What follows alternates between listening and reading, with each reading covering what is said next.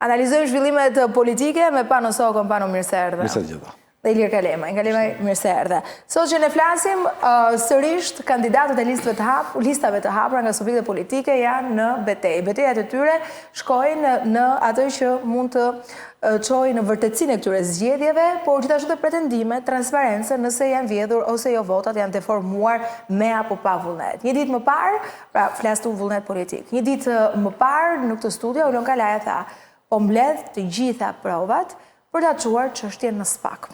Dhe shkoj më tej kur tha, jo vetëm në SPAK do të çojë pra provat dhe zgjedhjet, por edhe KAS, sepse betejën e kanë me Komisionin Qendror Zgjedhjeve dhe me atë gjykatën e zgjedhjeve, po i them unë, me gjitha hallkat që ne kemi.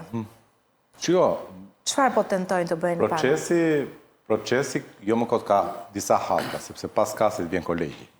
Pra për çdo ankimim që ndodh me KAS-in, ose më saktë për çdo pakënaqësi që kemi me vendimin që merr KAS-i, çdo ankimues ka drejtën e vet për ta proceduar çështjen e vet edhe në një shkallë tjetër që është më lart, që është kolegji zgjedhor. Kështu që normalisht nuk e di se çka ka dashur me thënë Auloni, domethënë se kush janë provat që ka mbledh Auloni në lidhje me këtë çështje, por di që folëm parim për çështjen e rinumurimit. Po, jo, ishte një rast që unë përmendja, po. Natyrisht, ai mund të ketë provat. Se është edhe Ali Mehmeti, Aslan Dojgjani. Po, janë disa kandidatë të cilët natyrisht do të ushtrojnë gjithë të drejtën e tyre për të ankimuar gjithë procesin. Problemi kryesor që kam unë në të gjithë atë që po ndodh, është fakti që çfarë u vërtetua të paktën sot në mënyrë absolutisht të pakthyeshme është që mënyra se si ne organizojmë zgjedhjet ka humbur totalisht besueshmërinë e publikut shqiptar mbi drejtësinë dhe ndeshmërinë që rezultati dal nga kjo mënyrë ofron.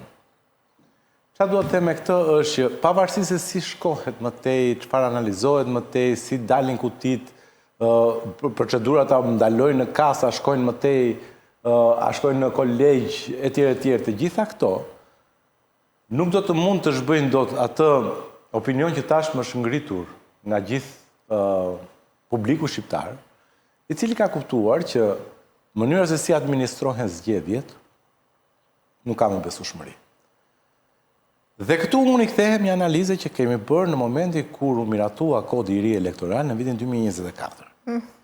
Në vitin 2024, kur u miratua kodi, të gjithë prisnin që këtë vit, për shkak të testimeve që ishin bërë në 2 palëzjedhje të tjera, pra dhe në 2023 të kishim elementet e votimit elektronik. Patjetër, pak në disa zona, që ne i dim që janë problematike. Për shembull, Elbasani mund të ishte një? Jo, zonat e mëdha. Durrësi, Elbasani, Tirana, Fieri, Korça, Blora. Po. Qendro këtë tret pak të se.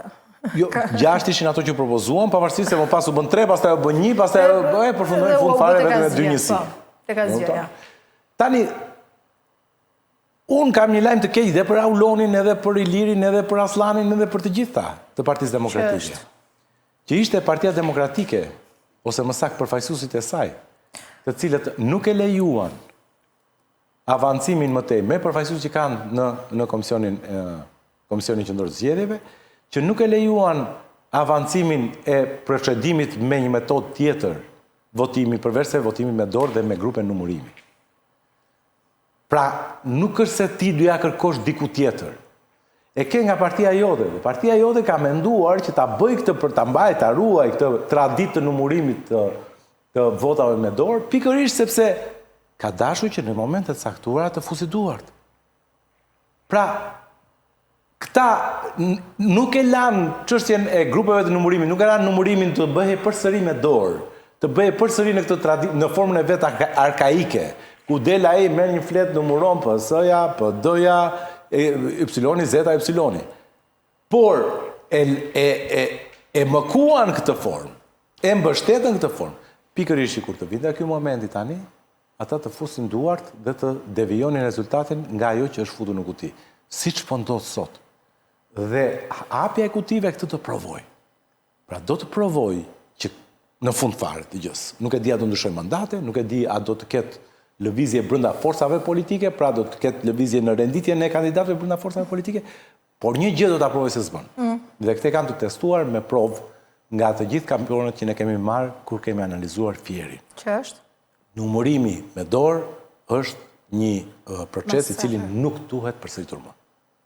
Dhe është totalisht i anatemuar me të drejtë. Pra është një proces që Shqipëria do duhet ta lejë mbrapa, mos ta përsërisë më. Në zgjedhjet e ardhshme, që në ato të 2027-s, Shqipëria duhet të mendojë për numërim elektronik. Votimi elektronik do ishte shumë e mirë, por minimalisht numërimi duhet jetë patjetër elektronik. Po Kalime. Po gjëja panon dhe para zgjedhjeve më kujtohet që ishte një nga personazhet e politikës më optimist për mbarvajtjen e procesit zgjedhor ose të paktën për të inkurajuar zgjedhësit që të votonin pa shqetësuar, natyrisht është dhe një lloj strategji elektorale, por ka qenë pas zgjedhjeve një nga më denoncuesit e fortë, të themi, të asaj që quhet farsa zgjedhore, manipulimi në shkallë të gjerë apo në shkallë industriale. Kjo tregon që në Shqipëri, pavarësisht toneve të ndryshme që ka përdorur grupe të ndryshme të opozitës politike në lidhje me procesin zgjedhor, janë bashkuar deri diku të gjithë palët në denoncimin e asaj që një pjesë e quajnë farsë zgjedhore, një pjesë ku diun Partia e Lirisë e quajnë terrorizëm elektoral. Pra mund t'i vëmë atë noftin që duam, por fakti është që pati manipulim në shkallë të gjerë në disa nivele. Natyrisht që ka një lloj kakofonie, ju keni drejt edhe në lidhje me kontestimet që janë duke ndodhur tani. Ka sepse e para informacioni është pjesor, e dyta terminologjia që përdoret është e ndryshme, e treta sepse nuk ka një rakordim mes grupeve ndryshme politike, ndonjëherë edhe brenda kandidatëve, për të ndjekur një lloj strategjie koherente, dhe katërta sepse pushteti është komod. Domethënë pra nëse sot ne po diskutojmë për antarët e opozitës, qoftë brenda Partisë Demokratike që janë duke kontestuar rezultat edhe në raport me kundërshtarët brenda llojit, në Partinë Socialiste ju e dini fort mirë që një mesazh i kryetarit i sheshoi të gjithë zërat. Nuk e shpëton. Sepse më beso, unë kam parë një pjesë të kutive të Tiranës, sepse ne morëm, është një material jashtëzakonisht shumë i madh, ja 8 tera. Kutive të Tiranës, videot. Dhe më beso, unë kam parë një pjesë shumë të vogël, gati 2%. Dhe? 20 kuti. Dhe dinamika më e madhe e lëvizjes së rezultatit është e Partia Socialiste. Absolutisht, por çfarë do ndodhi pra? Edhe te Partia Demokratike ka shumë dinamik, pra ajo që del në proces verbal, kur ti ndjek numërimin e qendrës së votimit. Çfarë kanë këta në foto dhe çfarë u pasqyrohet në tabelë do të thotë? Bravo, çfarë shikon ti në video kur numëron kutin? Dhe shikon proces verbal. Dhe ti thuaj që kjo është ulëritse për PS-n radh parë, pastaj tjerët. Unë po them që PS-ja ka dinamikën më të madhe. Po Kalime? Po absolutisht po pra, dhe bjem dakord për këtë gjë dhe unë jam shumë pa i parë këto. Po çdo bëjnë në këtë rast. Nëse i hapen, ç'do bëjnë? Pikërisht pra. Ne pam një deja vu të asaj që pritet ndodh kur me një SMS të zotit Rama çdo lloj kontestimi pushoi. Dhe SMS-ja e tij apo mesazhi i tij dhe publik, nuk e di SMS-n private, po mesazhi i tij publik ishte në rreshta që pushteti ka vënë për të gjithë. Dhe me këtë fjali, pushteti i mbyll çdo lloj esapi dhe të jeni shumë të sigurt, ja këtu do jemi prapë, do takohemi këtë studio, çfarë do ndodhë me Partinë Socialiste. Çfarë do maksimumi që mund ndodhi është do një mandat do kaloj nga njëri te tjetri. Çështje emrash, por edhe ai që do fitoj mandatin, edhe ai që do ta humbas mandatin, nuk kanë për të bërë ndonjë akuzë publike. Madje ne i pam që edhe ata që kishin kontestime të forta, po absolutisht, thanë folën për solidaritet pastaj, një pjesë do shkojnë në shkollë tani, sepse janë 53 deputet që zgjidhen lishtas. Po të rinj, nuk janë. Po të rinj, po të rinj. Jo, po të rinj të hynë se hynë, më. Të rinj të hynë zunë vendin e të vjetërve. Të vjetrit nuk bën asnjë lloj oponencë njerëz, të vjetrit ishin pikërisht ata që kontestuan dhe për pushteti ka vënë për të gjithë, se të rinjt janë deputet. Kështu që normalisht që nuk kanë pjesë në kontestim. Gjithë problemi është opozita. Pra opozita normalisht ka kontestim për disa arsye, ka kontestim sepse natyrisht është bërë dhe lufte pa drejt brenda llojit, natyrisht pastaj kanë pretendime subjektet, për shembull në Tiranë është pretendimi i Ali Mehmetit për të marrë mandat, në Fier është pretendimi i Nismës Shqipëria Bëhet për të marrë mandat, që mbështetur natyrisht nga Partia Demokratike aty. Pra në këto dyja do ketë rinumërim total, do ketë rinumërim të pjesshëm në Durrës dhe në Dibër. Kjo është shenjë e mirë që natyrisht në të ardhmen mos të ketë paktën tjetërsim të vullnetit të votuesve në kutitë e votimit, se ne thamë se kishim tejkaluar pakën këtë fazë të procesit. Natyrisht do vazhdojnë do jenë problematikat si bërja në kundërshtim me kondin zgjedhor, falja i gjobave, falja e ndërtimeve pa leje, dhënia e pensioneve, punësimet administrat, këto sa kam ardhur dhe janë thelluar dhe kjo është ajo që ne duhet të mësojmë. Pra në vend që ne të shkojmë nga përmirësimi në përmirësim, se në gjithë presim të lexojmë raportin përfundimtar të OSBE-Audit, ku me shumë siguri do thuhet pati gjitha këto probleme, por natyrisht edhe një hap në drejtimin e dur në procesin sepse është ngjashëm me raportin paraprak e administrimit zgjedhor, pra gjysma do lexoj gjysmën e fjalisë, pra mazhoranca, opozita do lexoj gjysmën tjetër, por në fund të ditës asgjë s'ka për të ndodhur. Nëse ne nuk prekim ato që janë themelet e këtij sistemi të deformuar, natyrisht që ne kemi për të pasur të njëjtën situatë edhe në zgjedhjet e ardhshme. Pra ne duhet që e para punës duhet të reforma territoriale administrative, duhet reforma zgjedhore, të dyja këto bashkë, duhet që reforma zgjedhore të zbatohet, pra kodi zgjedhor, cili do qoftë ai të zbatohet, se nuk po zbatohet kodi zgjedhor. Pra ai vetë fal 280 milionë euro, ose pak të bën sikur i fal, se nuk e din do falen apo jo. Kanë filluar tatimet trashmë aksionin në shkallë vendi për mbledhjen e detyrimeve me një pas zgjedhjeve. Por ato e dhanë efektin elektoral. Pra nuk duhet bërë një herë, sepse kjo ka dhënë sigurisht diçka që pas e patronazhistët. Besojmë këtë që ka thënë Berisha që Rama Hasani kërcënuar mision në OSBE apo është retorik? Lemo Berishën, dëgjoj. Në spektrin e valve elektromagnetike, hapësira e dritës që ne shohim si njerëz është zë vetëm gati 1%. Në spektrin e problemeve zgjedhore që ka Shqipëria, dita e numurimit është në peshë, për peshën, dhe mund, zë vetëm gati 1%. Po pse është e rëndësishme? Sepse është, si drita që ne shohim, është pjesa më e rëndësishme sepse atë vetëm shohim, dhe numurimi është ai që përcakton standardin në imazh publik. Dhe prandaj them që sepse me të drejtë Iliri më përmend momentet kur në gjatë fushatës elektorale unë kam qenë pozitiv për çështjen e mbarvajtjes së procesit. Sepse natyrisht kam gjykuar që në parimin që frika e ruan vreshtin, nuk do të kishte njerëz që janë të gatshëm për të bërë 3 vjet burg minimalisht, dhe është procedurë për shpejtuar kur vjen puna tek gjithë ata që janë administrator të procesit zgjedhor. Pra është minimalisht 3 dhe është maksimalisht 7, nëse bën në kuadrin e grupit strukturuar, dhe këta janë të gjithë grupit strukturuar, sepse tavolina e numurimit janë 4 veta. Mbi 2 që janë grup. Pra ju ishit të relaksua për 1%, po për 99%, si ishit shqetësuar. Jo, patjetër. Po themi u relaksova për çështjen e numurimit. Pra kjo për të 1%. Në spakti se ti ke histori, ju keni histori. Po e kemi çu. Kemi çu në spakne, për para, jo për këto. Po flas për tani. Për këto tani, për numurimet janë persona që kanë ankimuar, cilët po bëjnë gati dosje për t'i çuar në spak, sepse ka persona cilët kanë ankimuar në kas. Dhe nëse do të gjenden parregullsi në procesin e numurimit të kutive në Fier, që ne kemi gjetë parregullsi në kampionet që kemi studiuar, patjetër që do t'i drejtojmë spakut, por që ta vazhdoj logjikën. Ky proces i numurimit është ajo që shohin të gjithë njerëzit. Dhe natyrisht ajo që ne besonim më përpara ishte që nuk do të kishte njerëz të tillë të gatshëm.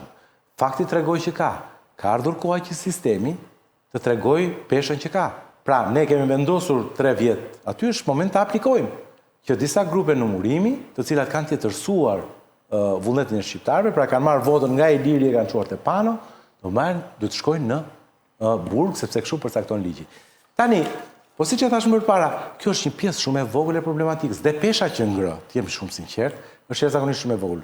Iliri thotë që mund mos ketë lëvizje mandatesh, as unë nuk besoj se do të ketë lëvizje mandatesh. Ndoshta mund të kemi një rokad në Partinë Socialiste, pra çështja e emrash brenda llojit. Blerina me Oltën, por këtu do jemi besoj unë, nuk ndoshta mund të ketë Partia Demokratike diçka në Tiranë me Ali Mehmetin ose me Partinë Mundësia, në varësi të numurimit, pra si do të shkojë rinumurimi, por këtu, halli i madh i shqiptarëve dhe i procesit zgjedhor në Shqipëri është çdo gjë tjetër që është përpara datës 11, përpara ditës së zgjedhjeve. Aty është gjithë ai spektri i madh elektromagnetik, që them unë, i valve elektromagnetik. Ato që se shohim ne. Pra, dhe këtu përfshihet të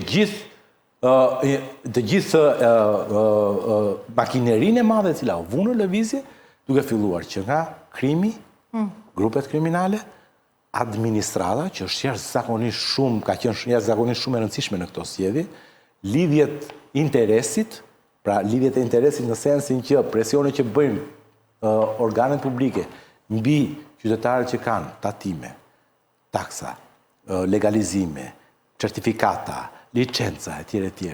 Mbi të gjithë këta është përdorur gjithë fuqia e shtetit për t'i bindur dhe për t'u vënë në funksion të pushtetit. Dhe kjo mishërohet shumë mirë në një fjali të raportit paraprak. Që ka thënë më bukur se nuk e thot dot njeri. Pra nuk ndaje dot ku ishte shteti dhe ku mbaronte partia. Pra ku mbaronte partia dhe ku fillonte shteti.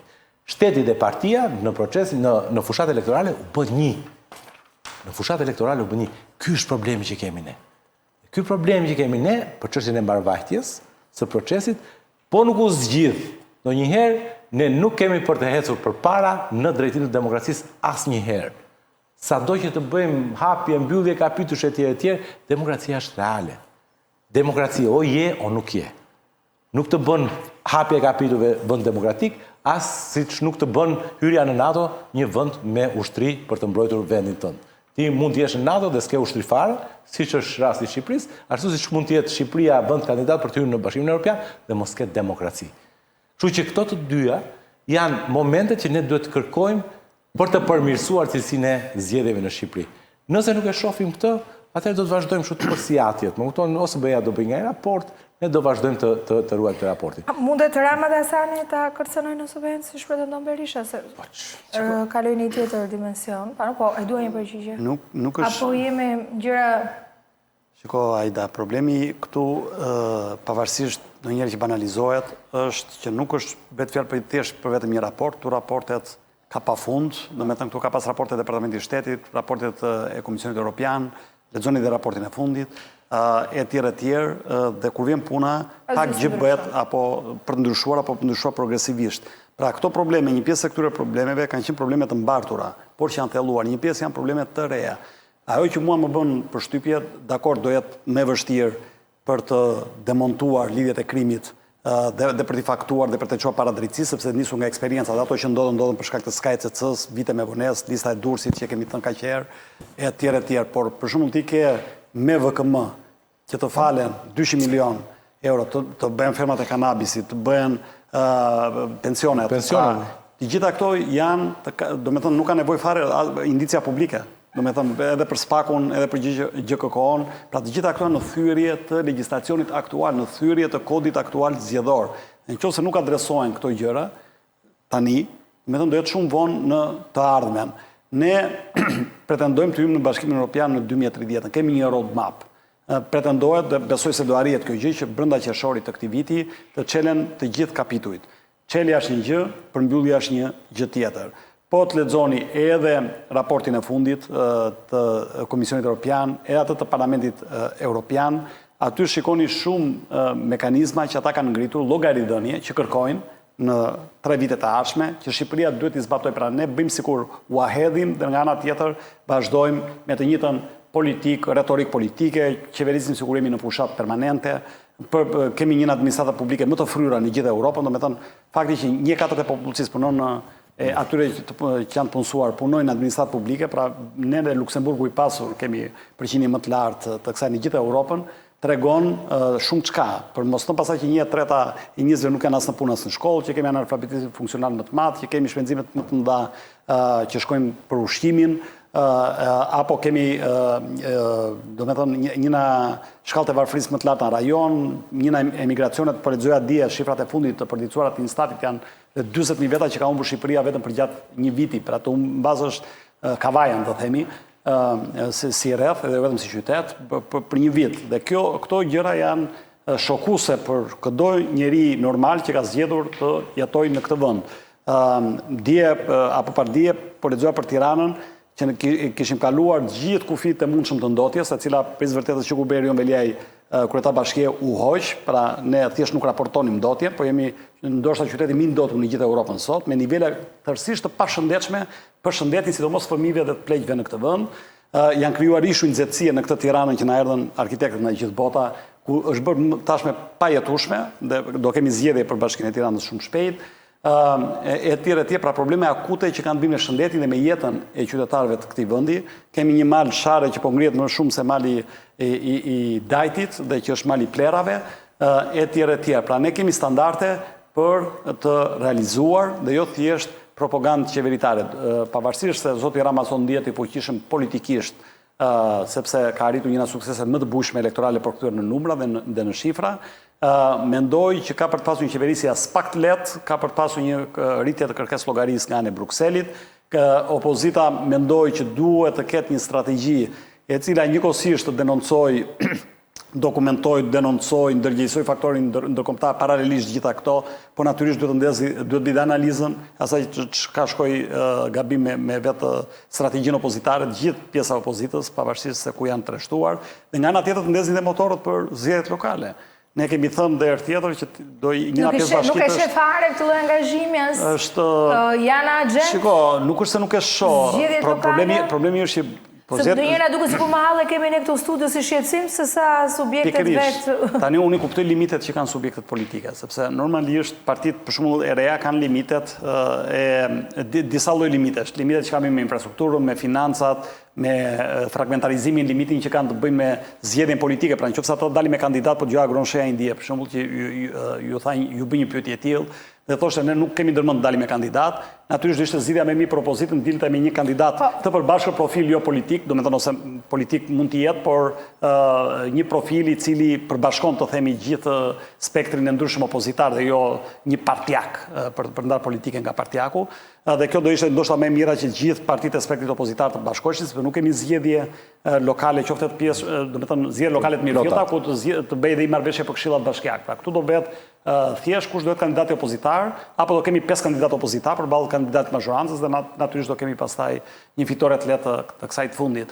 Kështu që në këtë sens e ka të vështirë opozita, nuk është një zgjidhje lehtë, nuk është një parti e vetme, aq më tepër që del pas këtyre palëzgjedhjeve, aq më tepër që majoranca është e favorizuar në shumë çka, sepse gjithë ato avantazhet që ajo i kishte në zgjedhjet e përgjithshme janë dhe për zgjedhjet lokale, në mos më tepër, sepse do përqendrohej akoma më tepër pushtet në këto 5 bashki, sidomos në Tiranë. Por mendoj që përsëri, pavarësisht çfarë tham, opozita duhet ta kapërcej veten, duhet dalin me një kandidaturë të fortë, paktën pjesa me madhe e tyre, mund të ketë ndonjë parti e cila mund të zgjedhet dal me kandidatën vete, por të maksimizohet sa të jetë e mundur dhe të shfrytëzojnë pikërisht të vakum. Ti ke kryetarin e bashkisë në Burg të Tiranës, ti ke tashmë kryetari i bashkisë Shkodrës, na doli lajmi që pas ka 3 javë që nga marri pandeu dhe kjo ka ndikuar natyrisht dhe rezultatin zgjedhor, qoftë në Shkodër, qoftë në Shqipëri. Pra ke disa gjërash që janë duke ndodhur rresht, me një pas zgjedhjeve zoti Rama shumë nga ato premtimet që bëri para elektorale. Pra në vend të karrotës tani po përdor kërbaçin, qoftë kërbaçin fiskal, qoftë në elemente të tjerë, kështu që mund të ketë një shkallë pak kënaqësie në rritje, dhe nëse zgjedhjet do janë shtator, për shembull kjo mund të japë një lloj avantazhi të lehtë politik opozitës temi, pavarësisht disa avantazheve të tjera që ka edhe që përmendëm, por të hyrë në garë pak nëse barabartë. Reklama shumë shkurt dhe rikthehemi sërish. Rikthehem me Pano Sokën dhe Ilir Kalemajn. Përpara se dalim në dy çështje që të dua t'i trajtoj dhe pak minuta kemi në dispozicion. Pano, për ta mbyllur logjikën e asaj që ne ndam pak më parë, që niset me gjithë procesin zgjedhor dhe qëndrimet që kemi aktualisht dhe maksimizimin ndoshta drejt një kandidature që mund të çojë opozitën nëse do të bashkohet në bashkive, ja 5 bashki. Me procesin zgjedhor. Ky është një moment kur Shqipëria do duhet të ndajë se çfarë do të bëjë. A do të bëjmë ndonjëherë zgjedhje të lira të ndeshme në këtë vend?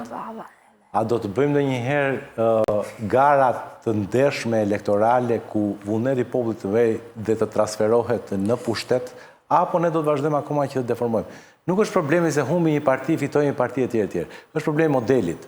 Çfarë kemi dhënë deri më sot? Deri më sot ne kemi dhënë fakti, kemi dhënë si model faktin që për të fituar në Shqipëri duhet të sillesh kështu. A do të vazhdojmë të sillemi kështu për të fituar si model? Sepse nuk bëhet fjalë vetëm për politikën e sotme, nuk bëhet fjalë vetëm për zgjedhjet e sotme, bëhet fjalë për të ardhmen.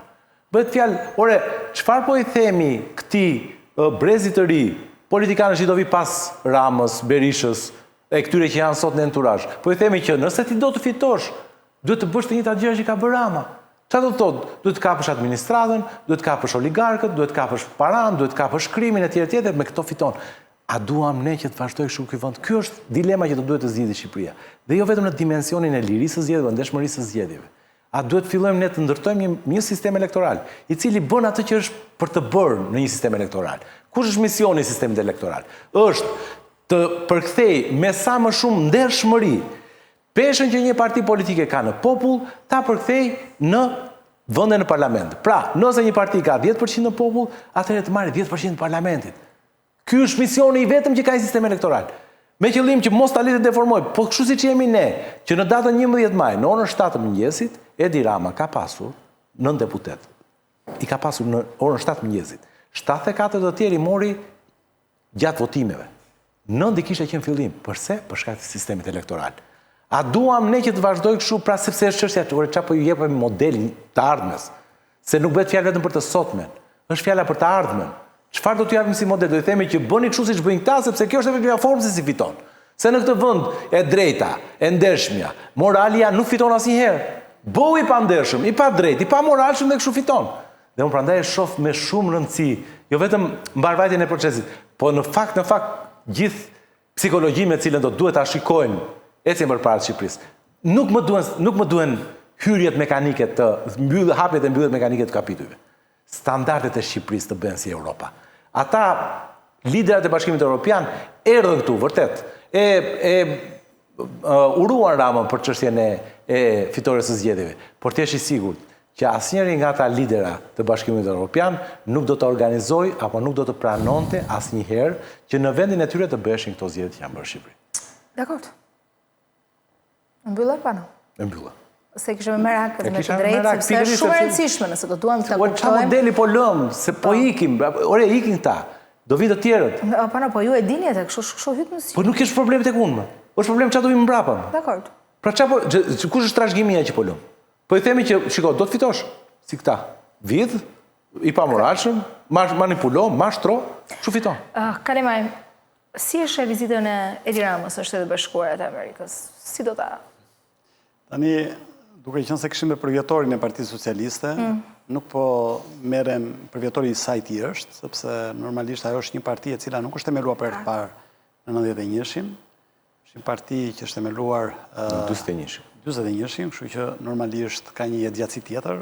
Kjo ka të bëjë me kriteret formale të themelimit të një partie politike, të cilët mungohen në rastin e themelimit të Partisë Socialiste, por gjithsesi është një përvjetor i rëndësishëm që mendoj që për një dasëm private të një shoku të zotit Rama, në Shtetet Bashkuara të Amerikës, Alex Soros, kjo të shoku, nuk duhej bërë lënë apo për të shtyrë, domethënë, në agjend për datë 18 sekundër është lënë. Unë pse u martua Soros? Mendoj që ishte një ngjarje shumë e rëndësishme këtë Soros? Po, martohet. Duket sot me Huma Abedin. Huma Abedin ishte asistentja e Hillary Clintonit, pra njëna personat më të afërt të establishmentit demokrat në Partisë Demokratike në Shtetet Bashkuara të Amerikës. Se ke parë të shoqërohet në këto takimet herë pas here? Janë foto që kanë qarkulluar? Jo, se kam ndjekë me një, po jo, isha një tjetër, jo, më qartësove, jo, dakor.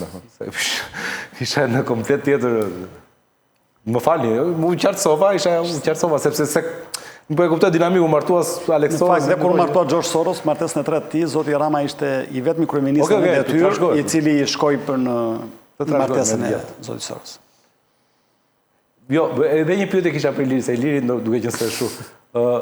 Në gjykatën e Tiranës, se nuk e kam studiuar ndonjëherë, data e themelimit, sepse ne kemi datë themelimit, për shumë Nisma Thurje ka 30 janar 2021, data e themelimit partisë. Po, e çfarë meraku ke? Për Partinë Socialiste, kush është data e themelimit në gjykatë?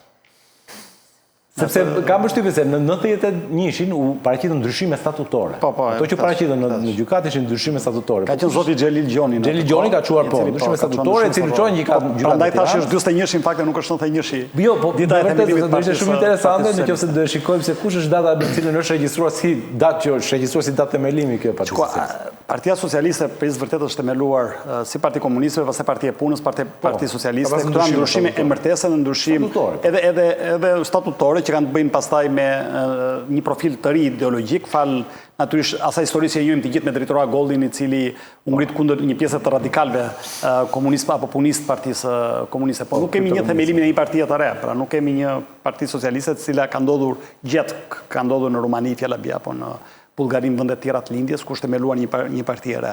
Pra në Shqipëri mungon, pasaj saktësimet juridike, natyrisht duhet parë... Jo, se është shumë interesante. Në gjykate si është regjistruar në në regjistrin e partive politike. Pse çfarë shqetëson te kjo?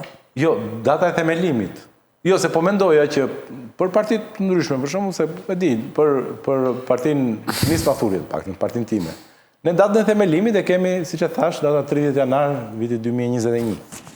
Dhe duke qenë se unë e di që në 1991, me që është ditëlindja sot, po flasim edhe këta e quajnë si ditëlindje, se duhet të caktuar, është ditëlindja apo jo? Se ditëlindja është momenti kur ti lind. Jo kur ti martohesh, apo kur ti bëhesh i rritur, apo kur ti ndryshon status. Kjo është e gjitha që më shqetëson. Ndërkohë unë doja që të ndalesha pak edhe tek një lajm tjetër, i cili ka trazuar botën, është sulmi izraelit ndaj Iranit. Kalema e si një studiues, një ose mirë i çështjeve ndërkombëtare. Ka pasur... Bota për këtë flet sot, pavarësisht se ne kemi këto shqetësimet tona të brendshme, pa diskutim që kanë rëndësi, po më bën përshtypje se si një pjesë e mirë e njerëzve të trurit janë vrarë sot. Tani, para disa vitesh, edhe për publikun, besoj ka qenë një ngjarje, kur ka qenë mandati i parë i zotit Trump, shumë e rëndësishme, vrasja e Qasem Sulejmanit, që ishte kreu i gardës revolucionare të Iranit në të kohë, vrasje e tij, vrasje Bin Ladenit, akoma më tepër se vrasja Al-Baghdadit, kanë qenë edhe pastaj vrasje kreut e Hezbollahut para pak muajsh, kanë qenë deri tani, si thua, pikat kulmore të vrasjeve temi të terroristëve apo vrasje politike, të cilat kanë marrë vëmendjen mbarbotrore. Për të vendosur në kontekst, shumica analizëve sot, që janë duke të gjeostrategjik apo gjeopolitik, mendojnë që kjo që ka ndodhur sot është më e rëndësishme nga këto 3-4 të parat. Pra, kaq e rëndësishme është kjo që po ndodh. Ne natyrisht do i marrim vesh pasojat e kësaj pasi të kaloj pak kohë dhe ndoshta për shkak të situatave shumë të forta të përplasjeve gjeopolitike nga Rusi-Ukrainë dhe për shkallëzimin e luftës atje, nga konflikti në Gaz, nga përplasja me Hezbollahun në Liban, nga Houthit në Yemen, ndoshta kjo mësohet veshi, mësohet ajo dhe ende nuk është perceptuar në shkallë të gjerë për sa i përket publikut, por shumica mendojnë që kjo është akoma më e rëndësishme. Jo se Izraeli nuk i ka bërë të kaluarën. Izraeli ka goditur plantet ose Irak 1 dhe 2 në vitet 80 në Iran. Izraeli ka nxjerrë jashtë, madje përdorimi i parë thuhet i inteligjencës artificiale në nxjerrjen e një top shkencëtari që merr me armë bërthamore që në 2010-ën në Iran.